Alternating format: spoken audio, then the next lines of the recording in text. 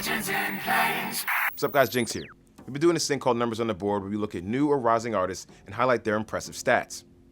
Part of what's interesting about the features that the artists we're focusing on are usually putting up these numbers with little mainstream support from media or radio.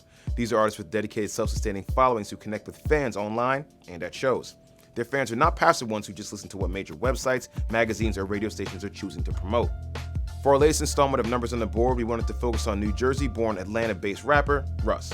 Some of his songs are approaching 100 million streams on Spotify, and he's got millions of plays on everything he drops on SoundCloud, and he's selling out shows across the world.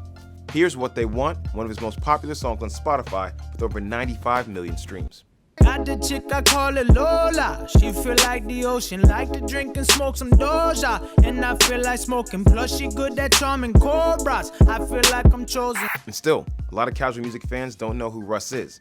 We reached out to him for a comment on his recent success, but his response, well, it wasn't exactly what we expected. In an email he wrote, "Y'all know I sent y'all maybe 60 emails, lol. Y'all wild late. I send y'all What They Want and Lose Control when they dropped. You ignore it along with every other song. They're now platinum.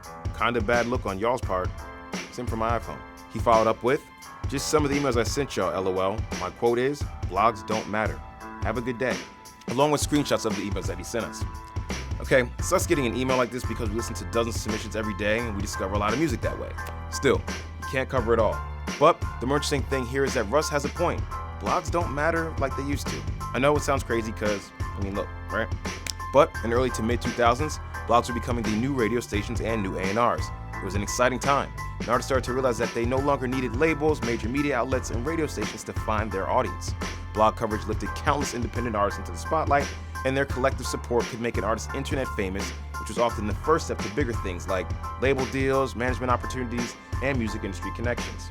Artists don't necessarily need blogs to blow up. A popular SoundCloud account, a reputation for delivering great live performances, and a strong social media presence is enough.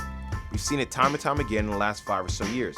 With little coverage and no mainstream attention, artists can build a following more loyal and sometimes bigger than most major label artists.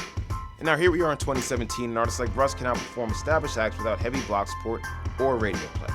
And even though we never covered Russ, here we are highlighting his impressive stats on our YouTube channel. Russ's debut album Is Really a Wolf is out now on Columbia Records, and he's bought his dad a BMW, so looks like he's doing okay. So Russ, you got a point. Blogs don't matter like they used to. You did it without us. More power to you. Congratulations on the success. Pigeons Planes, I'm Jinx. Subscribe for more music, news, and conversations.